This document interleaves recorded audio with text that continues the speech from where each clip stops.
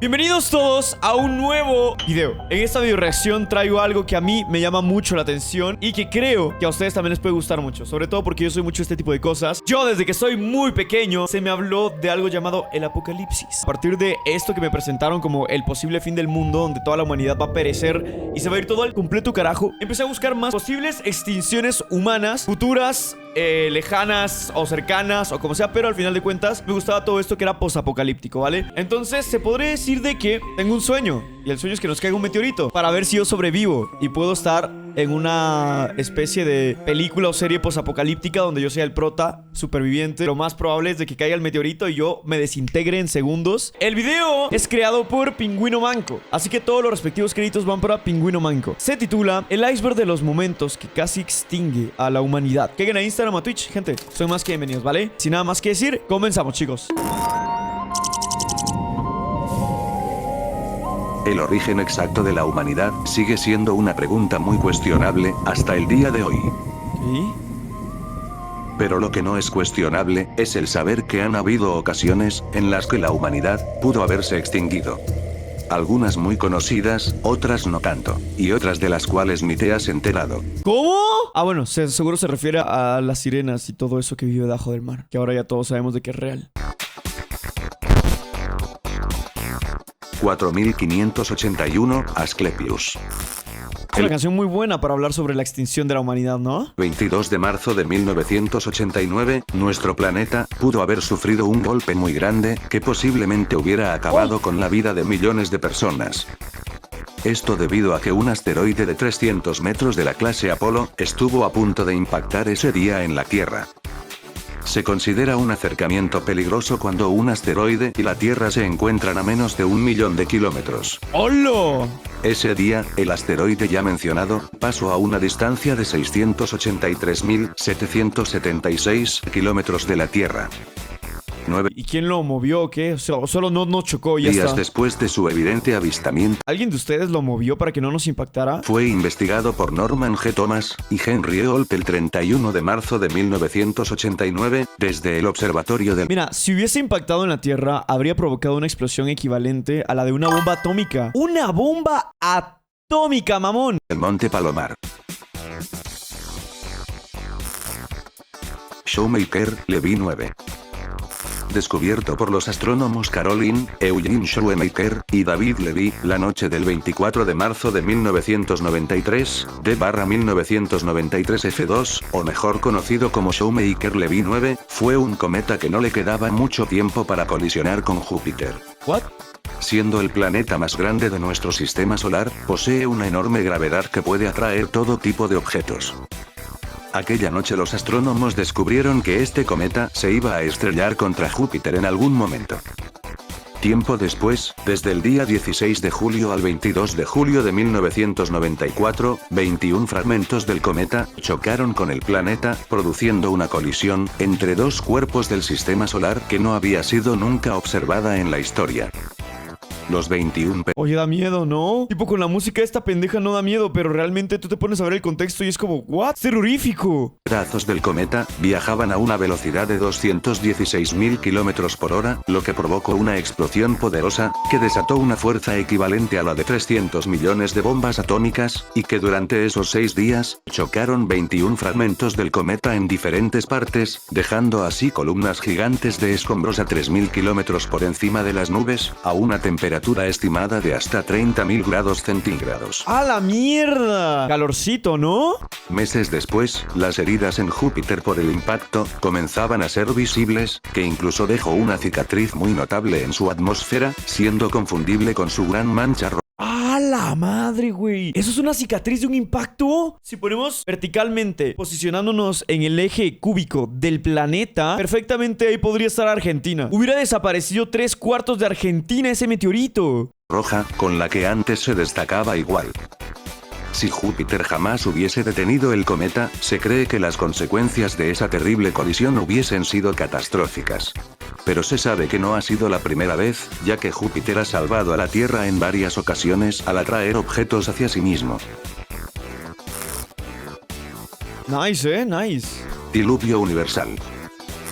Cuenta la Biblia, que en el año 600 de la vida de Noé, Dios estaba harto de la maldad que había en la humanidad, de modo que decidió exterminarla mediante una lluvia catastrófica, junto con el resto de seres vivos. Sí, porque maldad se arregla con más maldad. Entre todos los seres humanos, vio a Noé como un hombre justo y leal. Así que decidió pedirle que construyera un arca que estuviera dividida en compartimentos, para así poderse llevar a su familia y algunos animales. El diluvio duró aproximadamente 40 días y 40 noches, durante los cuales, toda la tierra llegó a estar bajo las aguas. Después de llegar a tierra seca y recuperarse, Noé y su familia edificaron un altar para darle gracias a Dios por protegerlos. Sí, esto lo reví yo cuando era niño. Además, en la película de Noé, que también trata de lo mismo, solo que la de Noé se fue un poco más al carajo y literalmente habló de ángeles caídos, que eran como gigantes de piedra. De ese modo, Dios hizo un pacto con Noé, haciendo una promesa para que nunca más volviera a inundar la tierra, enviando un arco iris como recordatorio de su pacto. Lo curioso de este suceso, es que también hay otras culturas que comparten historias demasiado similares a esta, como los griegos, egipcios, sumerios, etc. Ok, eso no sabía, buen dato.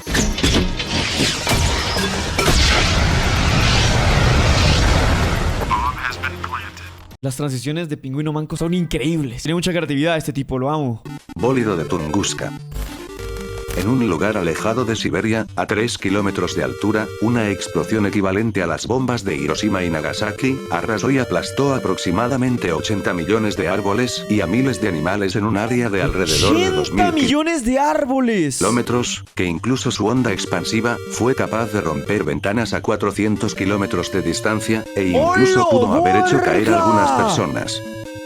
Esto ocurrió que perfectamente podría estar hasta la chingada y se te hubieran roto los vidrios, los cristales de la casa. en la mañana del 30 de junio de 1908, y tuvieron que pasar 19 años, porque la zona era, y es casi inaccesible, hasta que en 1927, el explorador ruso, Leonid Kulik decidió explorar la zona, pero ¿Su apellido es Kulik? cuando fue con su equipo al lugar de los hechos, no se encontró nada, más que kilómetros de árboles quemados y arrancados de sus raíces.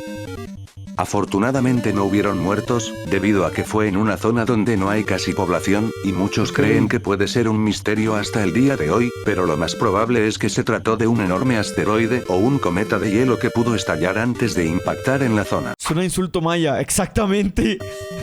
Sin embargo, aún no hay pruebas tampoco de que eso pudiese haber ocurrido, ya que no existen, ni hubieron restos químicos o similares, para que indiquen que allí cayó un asteroide. Comenta si crees que fue un asteroide lo que provocó la explosión, o si fue algo más. Hermano, eso va a estar de pingüino. Sodoma y Gomorra. Sodoma y Gomorra, como su nombre lo dice, eran dos ciudades antiguas que se encontraban cerca del Mar Muerto, es decir, entre las fronteras de Israel y Jordania, estaban habitadas por pueblos cananeos, donde en ese entonces formaban parte de la región Valle de Sidim. Según la Biblia, estas dos ciudades fueron castigadas por sus actos sexuales y por la gravedad de sus pecados, donde incluso la falta de hospitalidad hacia los extranjeros sería una violación grave a las normas culturales de la época, siendo esta una de las razones por las cuales Dios destruyó Sodoma y Gomorra con fuego y azufre. Era lo más normal por aquella época, hermano, what the fuck. Como dato curioso, hay una historia que cuenta cómo la mujer de Lot, mientras él y su familia huían de Sodoma, la esposa de Lot, miró hacia atrás, y al instante se convirtió en una estatua de sal, por quererse aferrar a la vida que estaba dejando atrás en el momento de la destrucción. Si bien, esta historia no acaba con toda la humanidad, lo cierto es que acabó con dos ciudades enteras. Tal el-Hammam. Tal el-Hammam. Hace 3500 años antes de Cristo, fue destruida una ciudad que se encontraba cerca del Valle de Jordán y del Mar Muerto. En la actualidad, se encontraría ubicada en el territorio de Jordania. Tal el-Hammam era su nombre, y en su momento llegó a ser la ciudad más grande en la zona ya mencionada, pero inesperadamente fue destruida al instante por un meteorito. ¿Qué?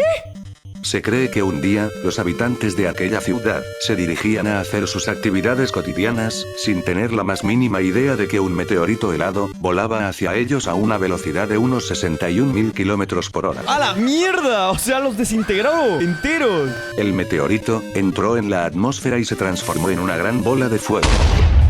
El impacto fue a una altura de unos 4 kilómetros, y la temperatura del aire ascendió de golpe, llegando hasta más allá de los 2000 grados, lo que llevó a ¡Hala! ¡2000 grados! ¡Oh! Literalmente lo que les pasó a los dinosaurios. ¡Qué carajos! una explosión 1000 veces más potente que la de la bomba atómica de Hiroshima. De un momento a otro, toda la ciudad fue destruida de la nada.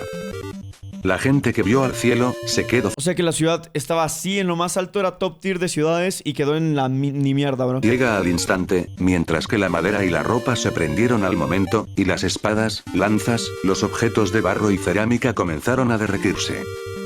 Lo increíble es que no solamente esta ciudad fue destruida, ya que debido a la explosión, a una distancia de 22 kilómetros al oeste, los vientos golpearon la ciudad bíblica de Jericó.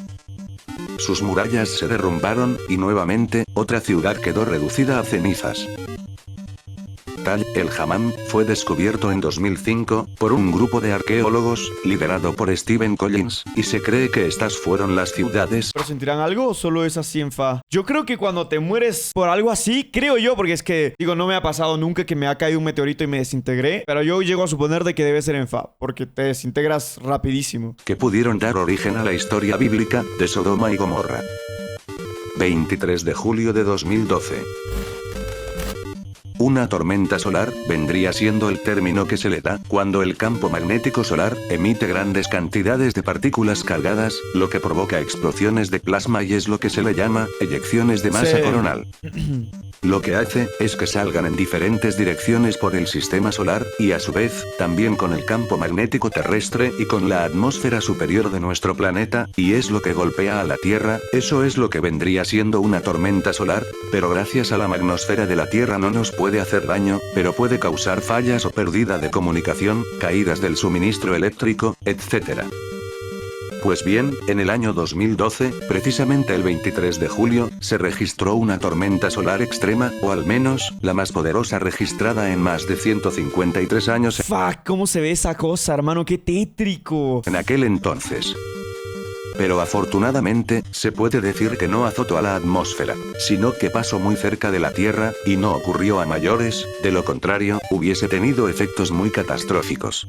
¡Qué miedo! ¿Cómo? Yo a veces me pongo a pensar que somos tan pequeños y diminutos que quizás y probablemente solo seamos una bacteria. Te lo juro, güey. Una simple bacteria súper diminuta, microscópica. Como dato curioso, en el mes de abril de este año, se registró una tormenta solar el día 23, lo que hizo que incrementara el calor durante ese mes.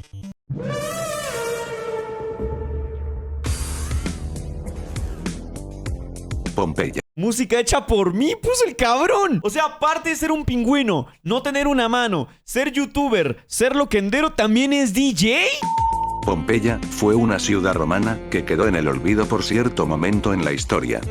¡Qué pro! Era un municipio localizado en la ciudad metropolitana de Nápoles, en la región Campania, que contaba con más de 20.000 habitantes. Pero, lamentablemente, quedó destruida debido a una catastrófica erupción del monte Vesubio, en el año 79 después de Cristo. Después de muchísimo tiempo, en el año 1748, en una de las primeras excavaciones de la historia, Pompeya fue descubierta bajo unos metros de ceniza volcánica. Lo más sorprendente de esta ciudad es que sigue muy bien conservada, incluso hasta los cuerpos de los habitantes se les puede llegar a ver aún su rostro. Lo más increíble de Pompeya, sí, es esto, pero también cuando fui yo a Roma, fue de que vi que era una ciudad demasiado sexosa, ¿se acuerdan? Esto nos demuestra lo catastrófico y desgarrador que sería vivir una erupción volcánica, y del daño que puede provocar. Los liquidadores. Ese yo jugué un juego que se llamaba Los Liquidadores, que era algo de Chernóbil.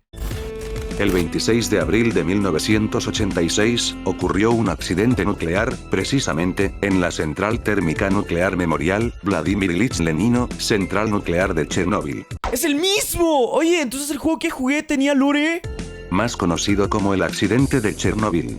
Que incluso 37 años después, hasta el día de hoy, es considerado el peor accidente nuclear, no solo del país de Ucrania, sino de la historia. Fue tanto el desmadre que se hizo, que incluso podía haber una segunda explosión, pero ahora termonuclear. Las consecuencias simplemente eran que gran parte de Europa y Rusia quedarán muy devastadas. Incluso, también pudo haberse contaminado una principal fuente de agua de toda Europa. En aquel entonces, el gobierno soviético tuvo que conseguir lo más rápido posible a más de 600.000 personas para intentar quitar la mayor contaminación y radiación de la zona y evitar la gran desgracia para ellos mismos y los demás países.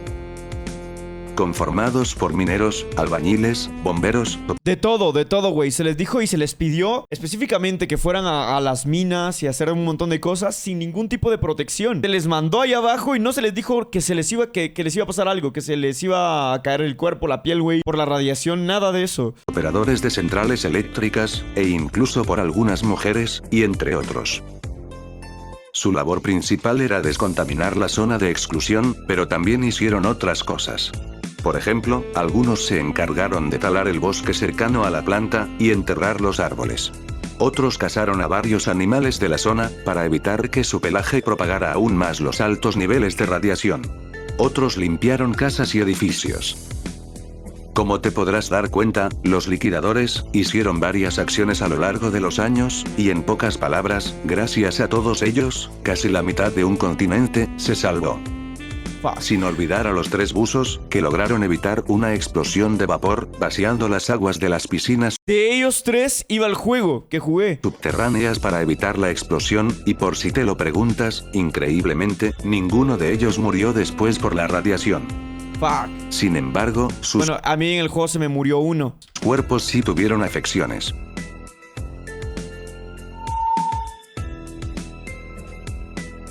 La viruela.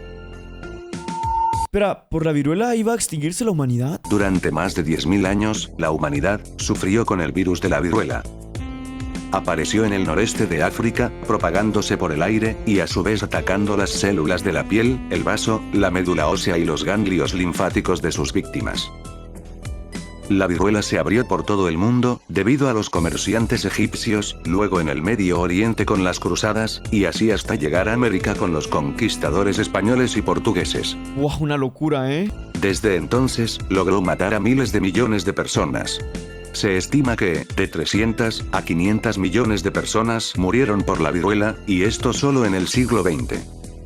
El comienzo de la caída de la viruela sucedió por allá en el año 1022, después de Cristo. Una monja budista que vivía en una montaña llamada Omei-shan, ubicada en la provincia sureña de Sichuan, comenzó a darse cuenta que las personas que ya habían sido infectadas por el virus ya no se volvían a contagiar.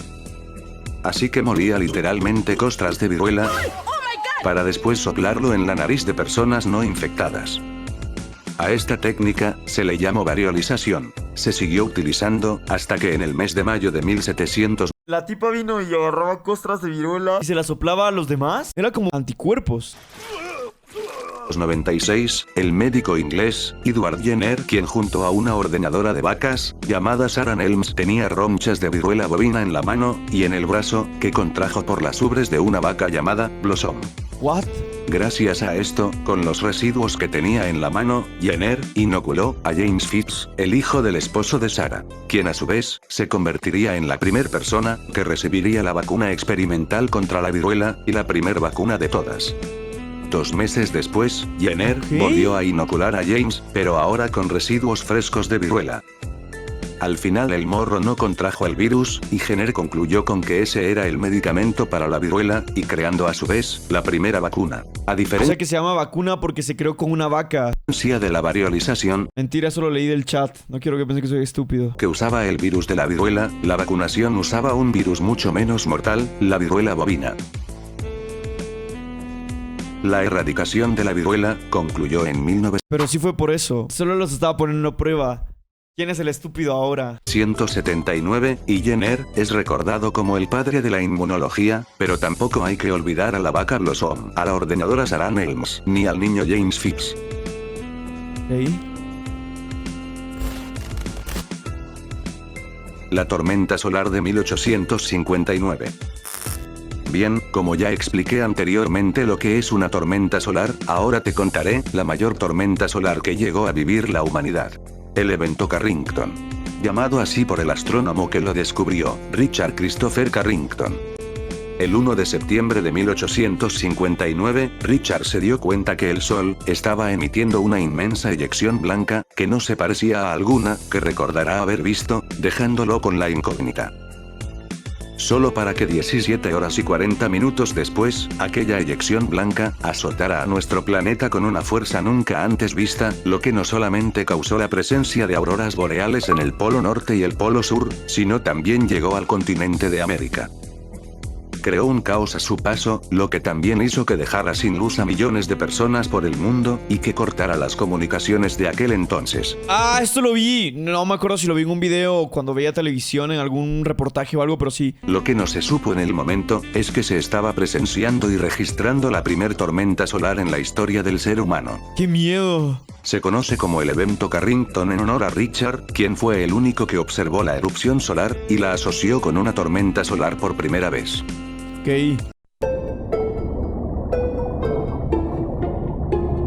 Mamagüevo. Digo, glu, glu, glu, glu, glu. La migración del Homo sapiens. Como bien se sabe, el humano proviene de la mezcla de varios homínidos, entre ellos el Homo sapiens. Y el Homo sapiens evolucionó del Homo erectus.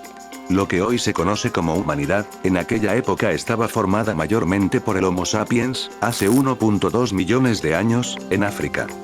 Ok. Sin embargo, las cosas no siempre iban bien, y la especie atravesó momentos realmente difíciles.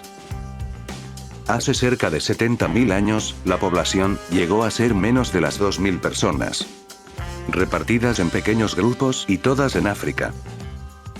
Se podría incluso considerar que era una especie que estaba en peligro de extinción. Estábamos en peligro de extinción y ahora somos como una plaga. Un dato extra es que por la zona, regularmente se encontraban con un prolongado período de intensas sequías, y que a su vez, provocaba la falta de suministros.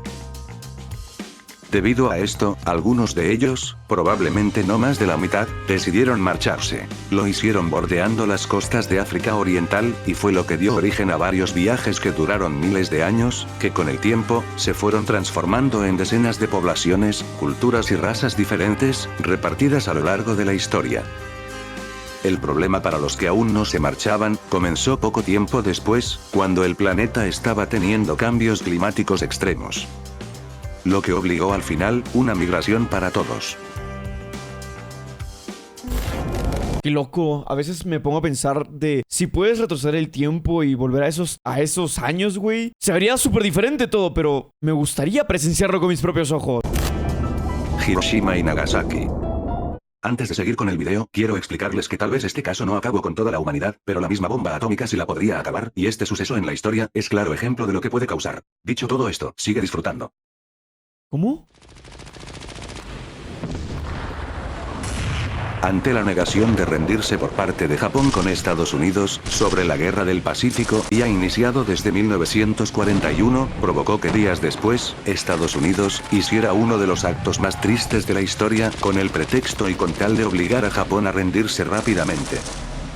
La mañana del 6 de agosto de 1945, se le había dado una orden a un avión estadounidense. Dice, el avión era un B-29, apodado Enola Gay, en honor a la madre del piloto y comandante, quien es el de la foto, quien también fue el que lanzó la bomba, Paul Warfield Tibbets Jr. La orden era, en pocas palabras, que en el momento que viera una ciudad japonesa, debía de lanzar a Little Boy, el nombre ¿Little Boy? clave de la bomba atómica, que aún no tenía destino exacto, pero sí el daño esperado. A la ciudad que le tocó la bomba, fue a Hiroshima. En ese momento para los japoneses y el mundo, no se sabía qué era, ni del daño que podría causar. Horas después, Japón recibió alertas de una explosión muy grave, que había sucedido en una de sus ciudades, lo que hizo que enviara a alguien a revisar el supuesto daño del que tanto se hablaba. Y creo que para este punto, no hace falta describir la reacción de Japón ante la situación que se había presentado, de la noche a la mañana. I'm relaxed. I'm relaxed. I'm relaxed. 3 días después, el 9 de agosto, lanzaron otra bomba. Esta vez apodada con el nombre Fatboy, ¿no? de Fatman, A Fatman. y sobre la ciudad de Nagasaki, lo que provocó nuevamente otra ciudad destruida por completo, en segundos. El 15 de agosto de 1945, el emperador japonés, Hirohito, da a conocer en un mensaje mundial, en el que aceptaba la rendición total de su país. 2 semanas después, el 2 de septiembre, finaliza oficialmente la Segunda Guerra Mundial.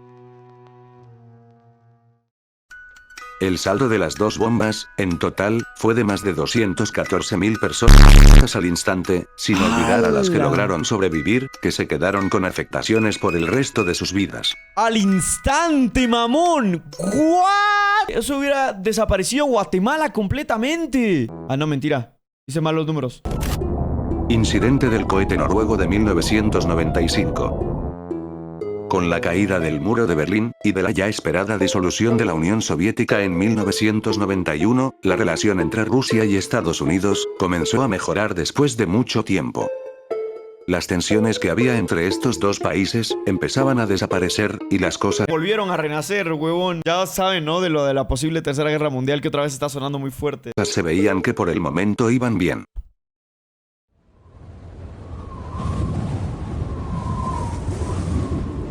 El 25 de enero de 1995, de repente, en alguna base militar de la provincia de Oblast de Murmansk, se detectó lo que parecía ser un misil desconocido, que tenía una trayectoria de vuelo y una velocidad muy parecida a la de los misiles estadounidenses.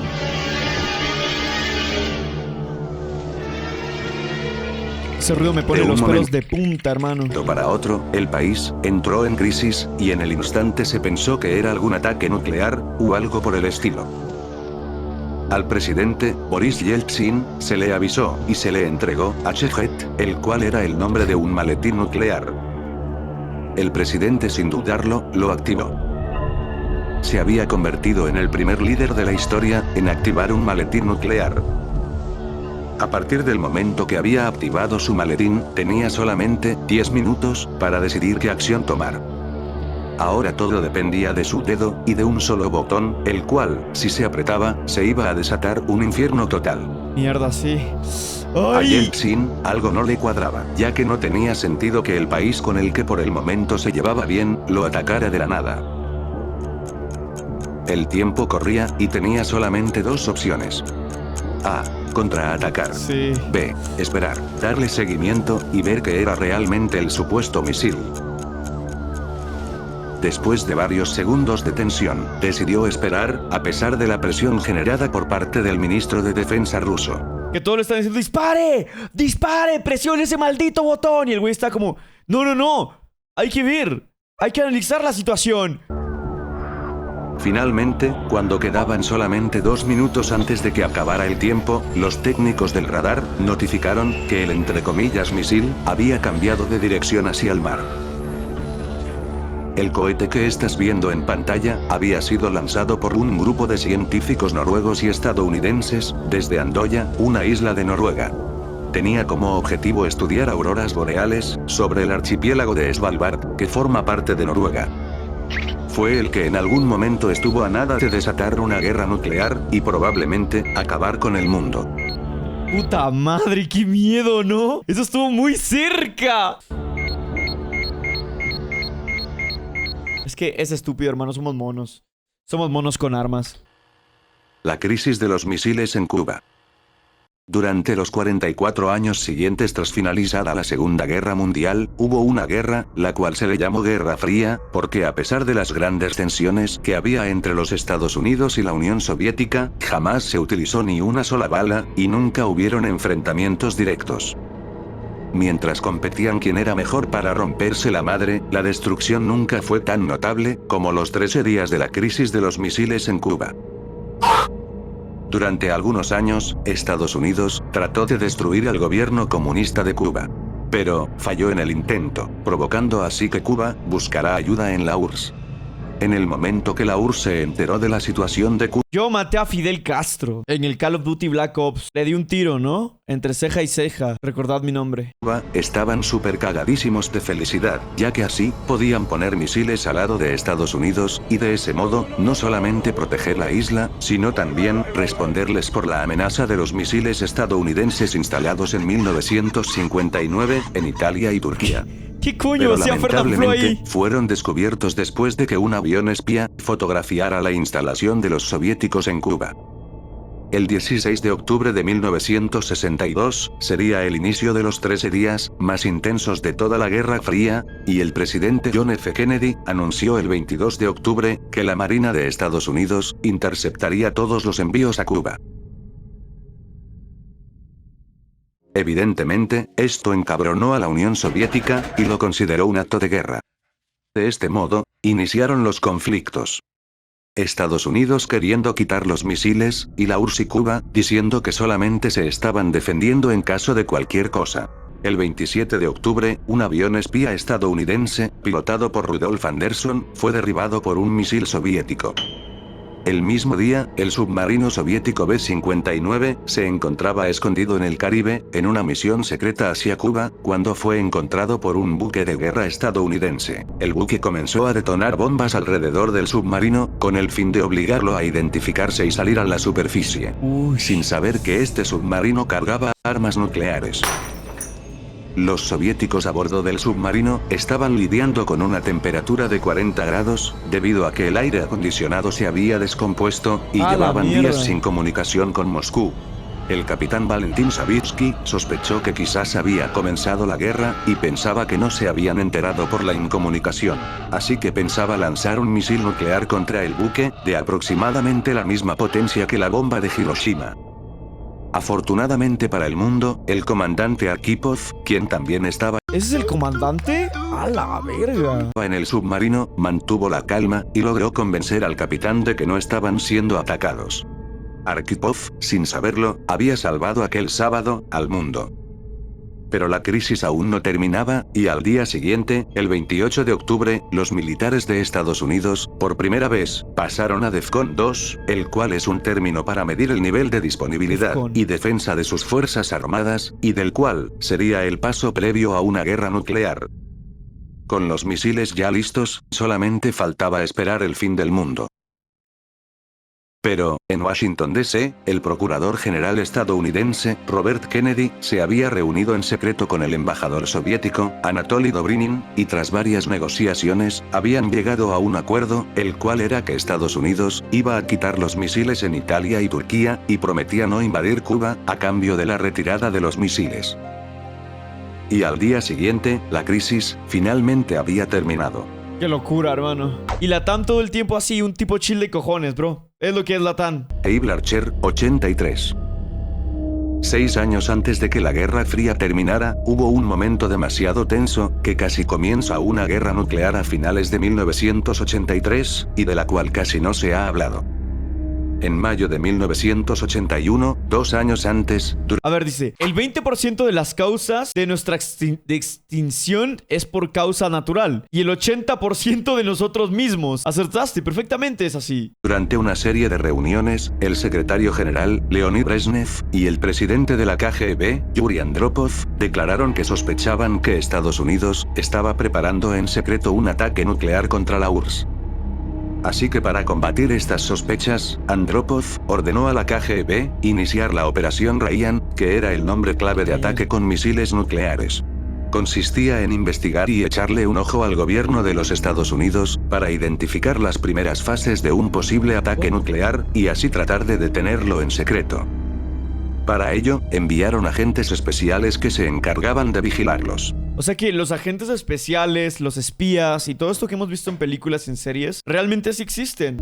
Tiempo después, se supo que Estados Unidos desplegaría los misiles Pershing II por Europa. Además es peligroso, ¿no? Porque todo lo que veas y todo lo que te enteres, calladito, papá. Porque si dices algo te matamos y te hacemos toda la vida imposible. Este tipo de proyectil tenía una ventaja, ya que podía dispararse desde camiones, y prácticamente imposibilitaba su localización. Con esto había sido la primera advertencia para la URSS, y al parecer, las sospechas eran ciertas porque tiempo después, el 23 de marzo de 1983, Ronald Reagan, el presidente de Estados Unidos de aquellos años, puso en marcha la SDI. Un sistema de defensa, que también es conocido por el apodo de Star Wars, el cual tenía como objetivo destruir misiles nucleares en vuelo, y de hecho, se le puso ese apodo, porque supuestamente una de sus armas, era literalmente un rayo láser que ayudaba a destruir los misiles. Para este punto Estados Unidos ya andaba retando públicamente a la URSS, y prácticamente le estaba dando indirectas de que ya se quería agarrar de a pedazos con el ejército rojo. O al menos eso creían los soviéticos con su paranoia.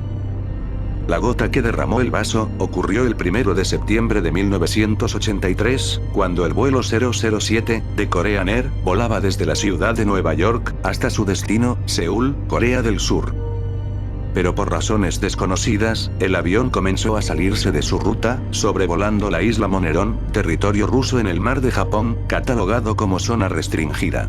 Bro, qué desmadre. ¿Y por qué simplemente no nos olvidamos de todo eso? Y hacemos una carne asada. Yo diría eso. Si yo fuera el presidente de los Estados Unidos... Obviamente sacó de y nos besamos. pedo a los soviéticos, y provocó que enviaran 2 casas para hacerle varios llamados para identificarse y ordenarle que saliera del área restringida. Pero el vuelo no respondió. Finalmente, después de varios minutos sin responder, el piloto del caza disparó, destruyendo el avión con 269 personas a bordo, ¡Ah, la mierda! donde también falleció el congresista estadounidense, Larry McDonald. Lo que no sabían los soviéticos es que estaban siendo grabados, y al día siguiente fueron expuestos ante los medios de comunicación. ¡Ah, la madre, güey! No informé que se trataba de un avión comercial. Ellos tampoco me preguntaron si se trataba de uno. Si pregunté qué debía hacer, se asustaron y me dijeron que tenía que obligarlo a aterrizar. Ese fue nuestro gran error. No había tiempo. En 25 segundos estaría el territorio neutral y ya no podríamos obligarlo. Expliqué la situación y les dije que lo tenía en la mira. Entonces me dieron la orden de disparar. Aún con toda la tensión e incomodidad entre Estados Unidos y la Unión Soviética, las cosas todavía empeoraron aún más. El 2 de noviembre de 1983, la OTAN planificó las actividades Eibl Archer, las cuales fueron unos ejercicios militares que provocaron una confusa respuesta para los soviéticos. La paranoia de los soviéticos aumentó y consideraron que estaban siendo invadidos, Los soviéticos estaban bien alucines, ¿no? Llevan varias veces donde dice que estos cabrones imaginaban cosas. que a su vez provocó un estado de alerta extremo, alistando así cualquier tipo de arma para el enfrentamiento.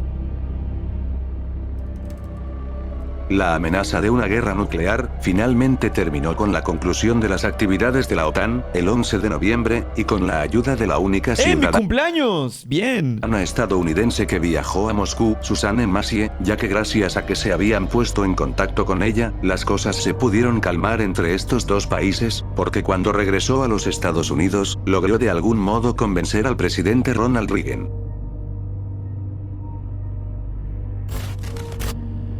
Fuck. 536. El año 536 es considerado el peor año de la historia, debido a que en algunas partes del mundo se oscurecieron durante 18 meses seguidos, por una niebla misteriosa, que se seguía extendiendo sobre el Oriente Medio, Europa, y algunas partes de Asia, ¿What? ¿Y la niebla de qué o por qué? generando una oscuridad nunca antes vista.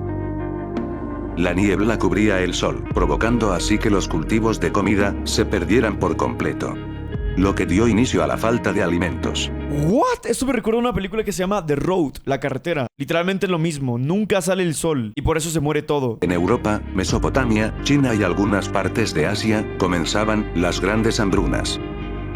Lo que no se sabía en el momento es que la misteriosa niebla se había originado por una erupción volcánica en Islandia, y era en realidad unas grandes nubes de polvo y cenizas.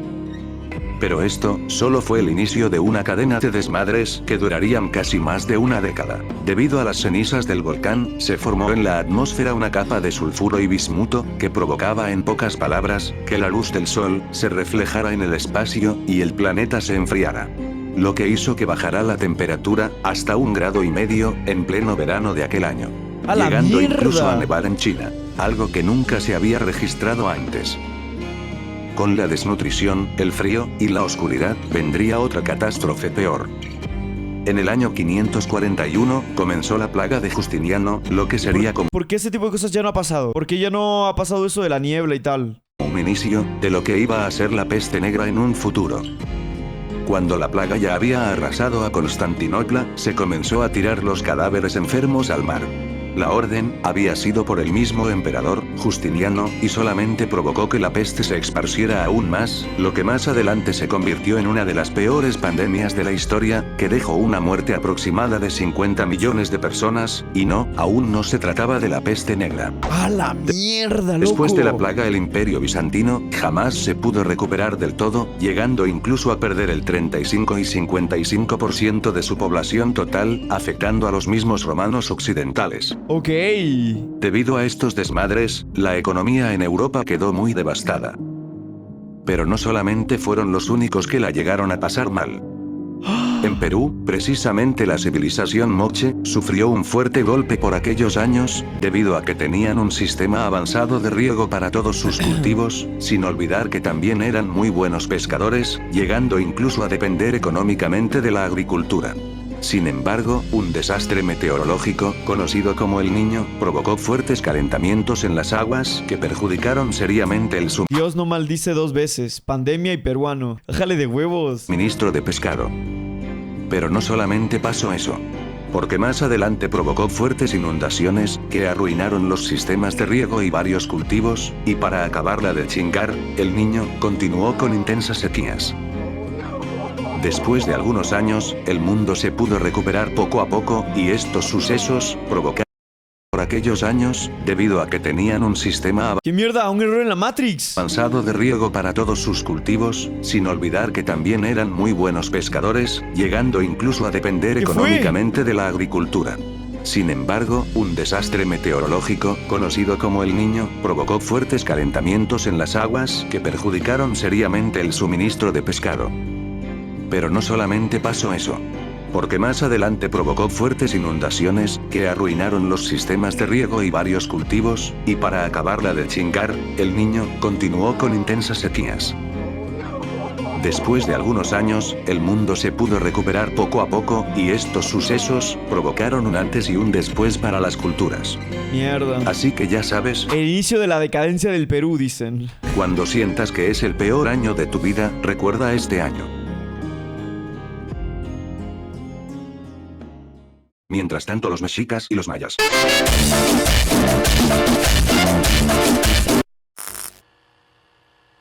Stanislav Petrov. El hombre que estás viendo en pantalla, fue un teniente coronel soviético.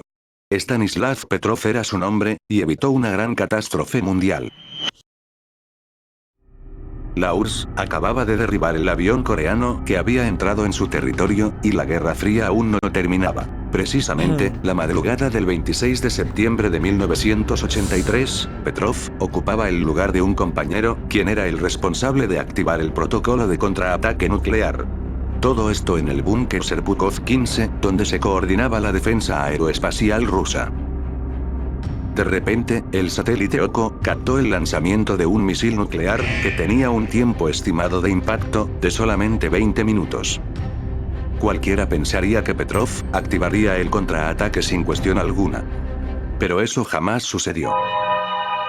Nuevamente, las alarmas volvieron a sonar, pero aún más fuertes, ya que se había alertado de otro misil que venía en camino, y luego otro, y así hasta ser un total de 5 misiles en camino. ¡A la mierda! Petrov estaba convencido de que tenía que tratarse de un error, y con esa idea, decidió ignorar todas las alarmas, e incumplir las órdenes de los altos mandos. Dato random. Ahora que edité esta parte me di cuenta de que Petrov se parece mucho al comandante Arhipov, el que también logró evitar una guerra nuclear, pero en un submarino. Todos somos guapos. Los que salvamos al mundo, todos somos guapos.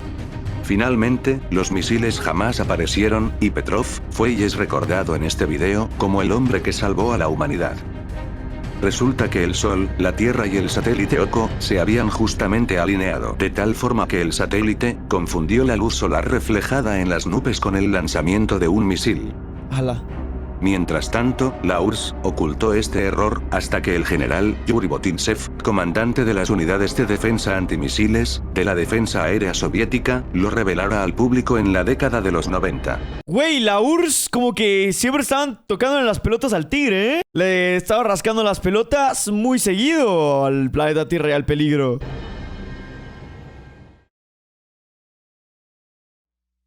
Pinche URSS.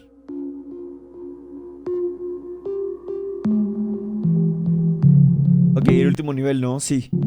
El último.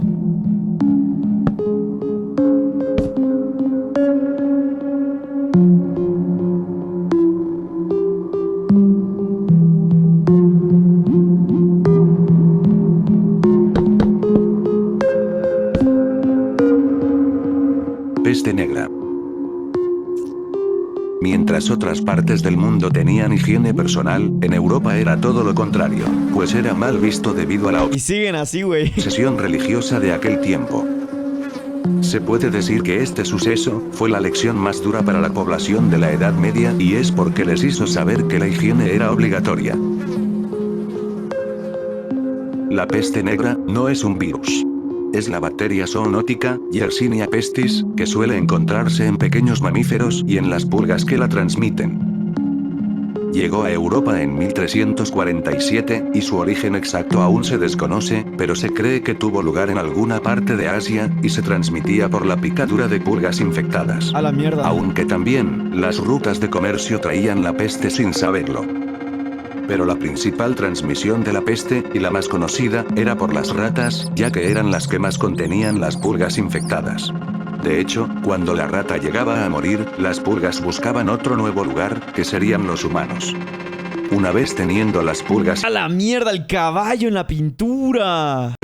infectadas, la bacteria se esparcía rápidamente por el sistema linfático, y se multiplicaba rápidamente. También hay que tener en cuenta que en la época no existía ningún tipo de medicina para la peste, y tampoco se sabía que eran las ratas la principal fuente de brotes. Por lo que sin problema alguno, se siguió expandiendo durante más de 5 años. Mierda. De hecho, el pico de las máscaras estaban llenas con hasta 55 hierbas, polvo de víbora, canela, mirra y miel. Todo esto para proteger al médico. Pero en ese entonces se pensaba que se transmitía por el aire, y eso era un problema. Pues en realidad, eran las pulgas que transmitían todo. ¡Qué miedo! Hasta el día de hoy Imagínate- es difícil conocer el número de muertos. Imagínate estar ahí vivo, en ese momento, en esos años, y pensar de que si sales de tu casa vas a sentir ese aire y el aire te puede contaminar. O sea, ¿qué carajos hacían? Pero se cree que fueron entre 80 a 200 millones, en Eurasia y África del Norte. De hecho, mató al 60% de la población de Europa, y le tomó 2 siglos recuperar la población que tenían antes. Finalmente, la última aparición de la peste fue en 1855, en China. Se supo a finales del siglo XIX que la principal causa de su expansión era por las ratas y las pulgas. La peste negra, o peste bubónica, fue la pandemia más fatal registrada en la historia de la humanidad.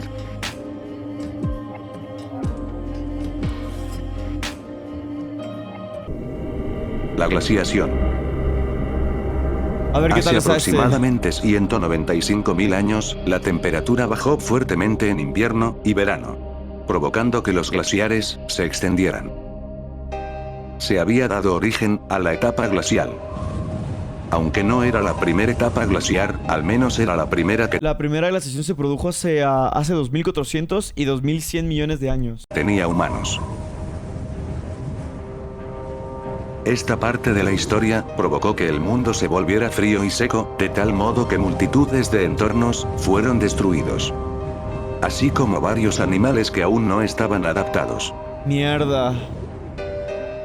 Hace 110.000 años, dio comienzo la última glaciación.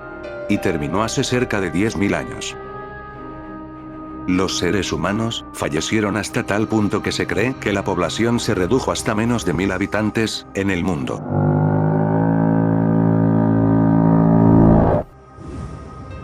Ni de pedo. Siendo sinceros, es muy increíble pensar cómo el humano se las tuvo que arreglar obligatoriamente para sobrevivir a esa época, y a esas temperaturas tan bajas. Ese fue el verdadero momento donde casi nos extinguimos, gente. No te puedo creer que una Explosión del volcán No te puedo creer que una explosión del volcán haya sido peor que la glaciación. Toba.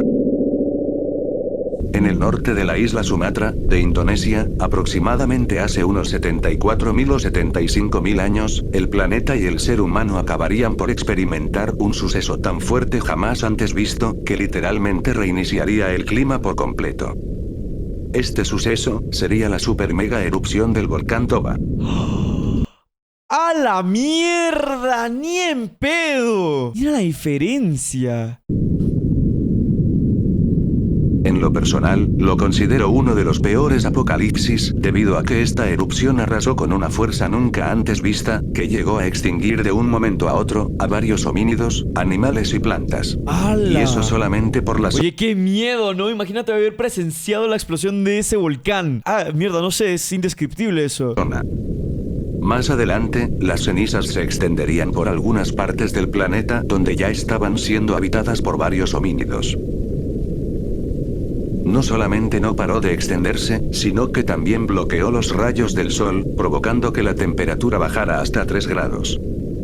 Por si fuera poco, provocó que no hubiera verano durante casi 10 años seguidos, para después dejar un invierno ¿Cómo? ¿Sin verano por 10 años? volcánico con hambrunas, y más adelante un largo periodo de deforestaciones en Asia del Sur, en donde el cielo era gris durante el día, y rojo por la noche. Sin olvidar que en algunas zonas surgían lluvias ácidas por la presencia de gases en la atmósfera. En una época donde aún no se sabía nada de este tipo de sucesos. A la mierda, el volcán hizo cagadas. Y en donde nuestros antepasados jamás podrían estar preparados de un momento para otro. ¡Qué miedo!